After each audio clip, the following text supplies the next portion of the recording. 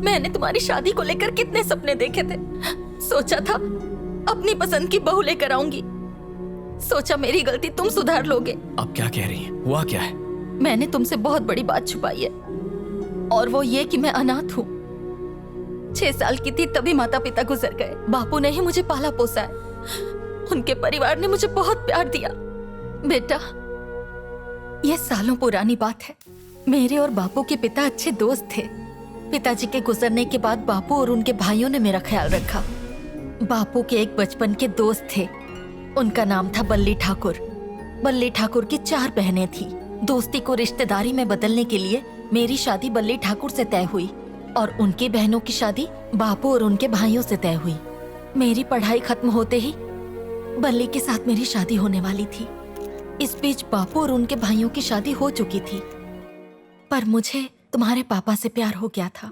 मुझ में हिम्मत नहीं थी बापू को ये सच बताने की, इसलिए मैंने बल्ली को सब बता दिया। तुम ये क्या कह रहे हो? मैं ये शादी नहीं कर सकता। सारी तैयारियां हो चुकी हैं, सारे न्योते पड़ चुके हैं, तुम इनकार कैसे कर सकते हो? तुम्हारी बहनें और हम सब कितने खुश थे। कुंडली के मुताबिक हमारी शादी नहीं हो सकती। शादी नहीं हुई तो उसकी बदनामी होगी। वो मैं नहीं जानता, लेकिन मैं ये शादी नहीं कर सकता। माफ कीजिए। लेकिन बल्ली ने हमारी शादी कोर्ट में करवा के हमें गांव से बाहर भेज दिया। बल्ली ठाकुर के बहुत उपकार हैं हम पर। बापू को ये बात पता चल गई और बल्ली से रिश्ता तोड़ लिया। निकल यहाँ से। मेरी बहन को भगाकर उसकी शादी करवा दी, मैं कभी क्षमा नहीं करूंगा तुझे। अब मैं इसका दंड तेरी बहनों को घर से निकाल कर तुझे दूंगा। पति होते हुए भी तेरी बहनें विधवा का जीवन व्यतीत करेंगी। अपनी बहनों को उस हालत में देखकर तू जीवन भर खून के आंसू रोएगा। निकलो।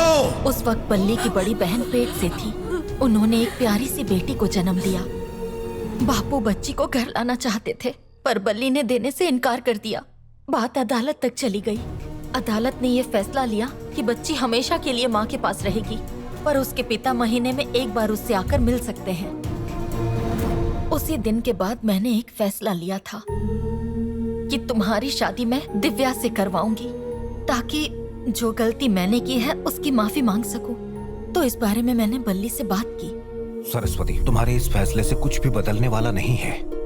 तुम तो जानती ही हो, तुम्हारे लिए सबके दिलों में नफरत घर कर चुकी है। दिव्या को बहू बनाने का सपना छोड़ दो। मेरी वजह से दोनों की दोस्ती टूट गई। सोचा था ये रिश्ता करवा के अपना प्रायश्चित कर पाऊंगी, पर सब कुछ उल्टा हो गया। नहीं रो मत, इसमें तुम्हारी कोई गलती नहीं है माँ। तुम्हारी अधूरी ख्वाहिश को मैं पूरा करूंगा। माफ करना माँ, मैं पैसे कमाना तो सीख गया, पर रिश्ते बनाना नहीं सीख पाया। मैं अपने देश वापस जाऊंगा और उन लोगों का भरोसा जीतकर दिव्या को इस घर की बहू बनाकर रहूंगा। फिर मैंने दिव्या से जुड़ी जानकारी निकालने की कोशिश की, तब मुझे ग्रीन आर्मी के बारे में पता चला। फिर मैंने एक प्लान बनाया, खुद ग्रीन आर्मी को मेरी फैक्ट्री के खिलाफ भड़काकर फैक्ट्री को बंद करवाया और दिव्या से मिलने का बहाना ढूंढा। अब दिव्या का दिल जीतने के लिए उसके परिवार से मिलना होगा। ए, रुको, तुम लोग कौन हो? हे, आप लोग कौन है? मेरे भैया भूपेंद्र, नागेंद्र, देवेंद्र और ये धर्मेंद्र। जितेंद्र नहीं है? मरना है क्या?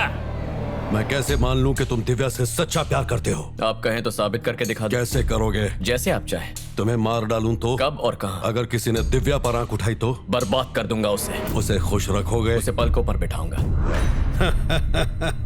दामाद जी, इतनी जल्दी मान गए? पहली बार देख के ही पसंद कर लिया था। जल्द ही तुम दोनों की शादी करवा दूंगा। सर, दरअसल दिव्या मुझसे थोड़ी सी नाराज है। मुझे आपसे बस कुछ दिनों की मोहलत चाहिए, मैं सब संभाल लूंगा। हेलो पापा। बेटी, मैंने तुम्हारे लिए एक अच्छा लड़का देखा है, वो तुम्हें हर खुशी देगा। देखिए पापा, बस मुझे झूठे वादे करने वाले लड़के बिल्कुल नहीं पसंद। बहुत ही अच्छा लड़का है बेटी, तुम्हें जरूर पसंद आएगा। मेरी बात मानो और उससे एक बार मिल लो। ठीक है, और तो कुछ नहीं है ना? जी ठीक है। बाकी काम हम लोगों ने कर लिया। किसका फोन था बेटा? वो पापा ने मेरे लिए एक लड़का देखा है और वो कल मिलने के लिए आ रहा है। तो उसको मना कर दो, मैं तुम्हारे लिए उससे भी अच्छा लड़का मामा लाऊंगा। जी, पापा और आपके संबंध पहले ही बहुत खराब हैं, उन्हें और खराब मत कीजिए। मैं उस लड़के से मिल लूं तो ही अच्छा है। देखो, ये क्या कर रही है इसे खुद पता नहीं है। इसके बाप का भेजा हुआ कोई भी लड़का आए तो उसे रवाना कर दो, और अगर अड़ जाए तो खत्म कर लो।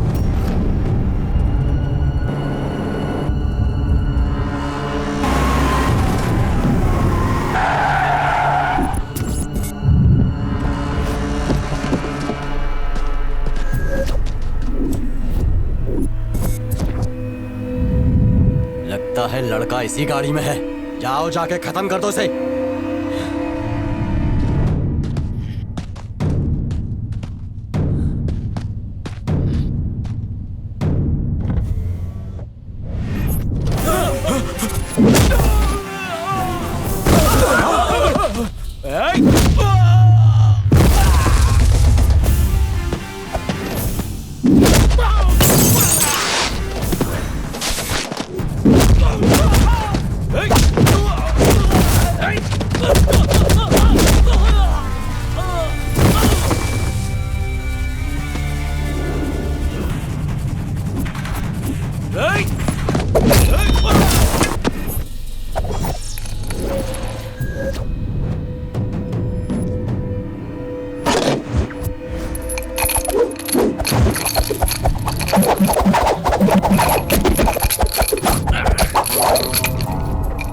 हमारे सामने ये दो डंडियां लेके हवा में ऐसे वैसे घुमाने से तू एक्शन हीरो नहीं बन जाएगा।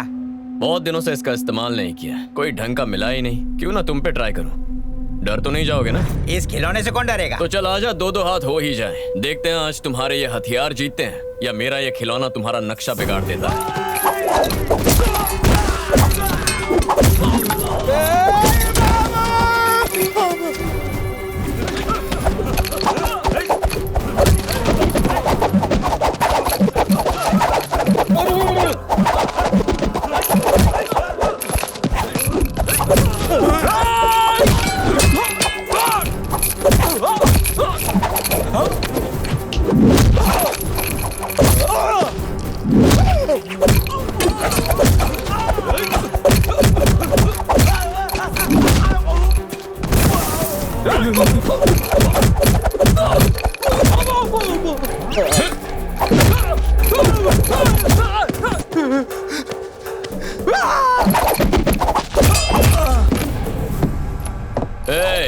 सब अपनी अपनी शर्ट उतार कर बैठ जाओ।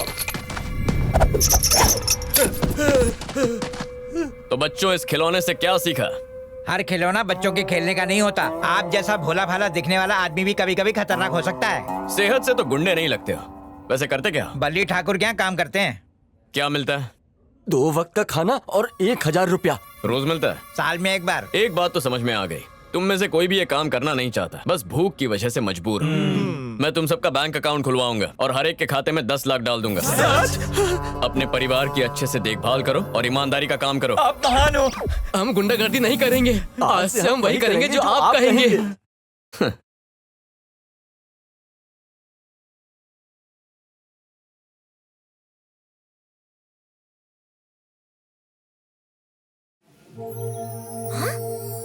ये तो वही है। बोलो दिव्या। ये जो लड़का आया है, आप उसे जानते हैं क्या? नहीं, पर वो तुमसे बहुत प्यार करता है। ओहो पापा, वो एक नाटक था। उस लड़के को मैं अच्छी तरह जानती हूँ। उसने बताया कि तुम उससे नाराज हो। पापा मैं आपसे कह सुनो, वो मुझे पहली नजर में ही पसंद आ गया था। तुम उसे थोड़ा समय तो दो, पसंद ना आए तो मना कर देना।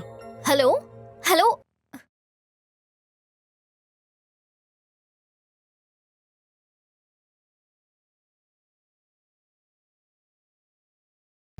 ये क्या नौटंकी चल रही है यहाँ? इसे उठा के बाहर फेंकने को कहा था, यहाँ ले आए। देखिए मालिक, हमें तो ये बहुत पसंद है। आप इसे ही दामाद बनाइए। बॉस कूल अंकल जी। गुंडो, अंकल जी से अकेले में बात करनी है। मेरा सामान घर में रखवा दो। चलो। देखिए अंकल जी, मुझे भूपेंद्र ठाकुर ने नहीं भेजा है। मैं खुद दिव्या के लिए आया हूँ। आप मुझसे उम्र में बड़े हैं, इसलिए इज्जत दे रहा हूँ। प्लीज बीच में मत आइए। तू जानता है मैं रुकिए कौन हूँ? मामा जी। लड़का मुझे पसंद भी तो आना चाहिए ना। मेरे मना करने पर खुद ही निकल जाएगा। आने दीजिए इसे। मेरी भांजी से दूर ही रहना। जी समझ गए।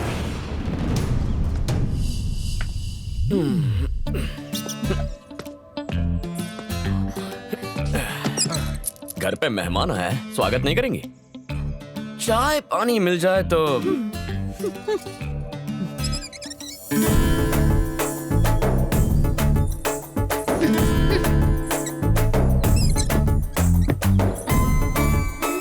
ग्रीन आर्मी, तुम्हारे पिताजी को तो इम्प्रेस कर चुका हूँ, कुछ दिनों में तुम्हें भी कर दूंगा। क्या कहती हो? इम्प्रेस करने आए हो, डिप्रेस होकर जाओगे। बोरिया बिस्तर बांध कर ही रखो। इतना कॉन्फिडेंस? अभी तक नोटिस नहीं किया था, लेकिन तुम्हारा फिगर बड़ा कमाल का है। चलती हो तो लगता है बिजली गिरती है।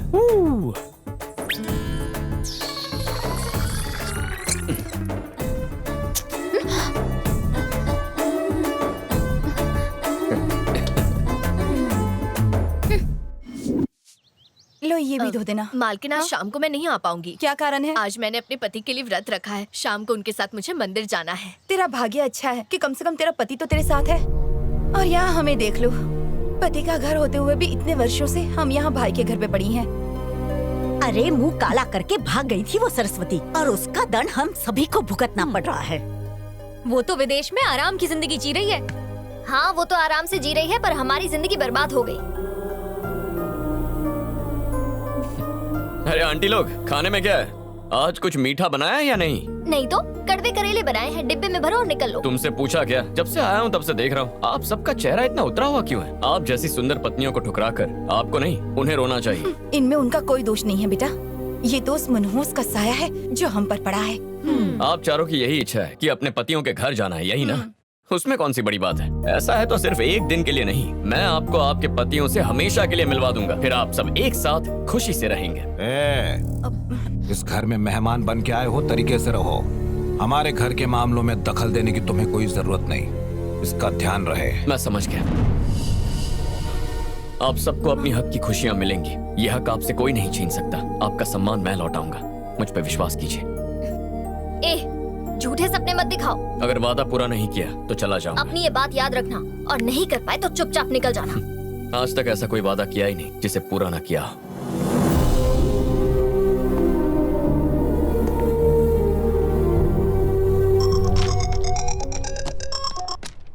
माँ, मैं यहाँ पहुँच गया हूँ और सबसे मिल भी चुका हूँ। सही कहा था, सब दिल के अच्छे हैं। माँ नहीं, मैं बोल रहा हूँ। अरे पापा, वो फैक्ट्री में पता चल गया है। देखो, उन लोगों को मनाना इतना आसान नहीं है। घर वालों की नाराजगी तो मैं बहुत जल्द दूर कर दूंगा। अब मैं यहाँ आ गया हूँ ना, सब मुझ पे छोड़ दीजिए। बेटा, इतने साल हो गए, उस बापू ने तुम्हारे माँ से बात तक नहीं की है। वो अपना घमंड नहीं छोड़ेंगे। अच्छा, पर माँ ने तो उनके बारे में सिर्फ अच्छी बातें कही थी। छोड़िए ना पापा, अगर उन्होंने हमारे साथ रूखा व्यवहार किया है तो हम उनका दिल प्यार से जीतेंगे। इसलिए अब जैसा मैं कहता हूँ आप वैसा ही कीजिए।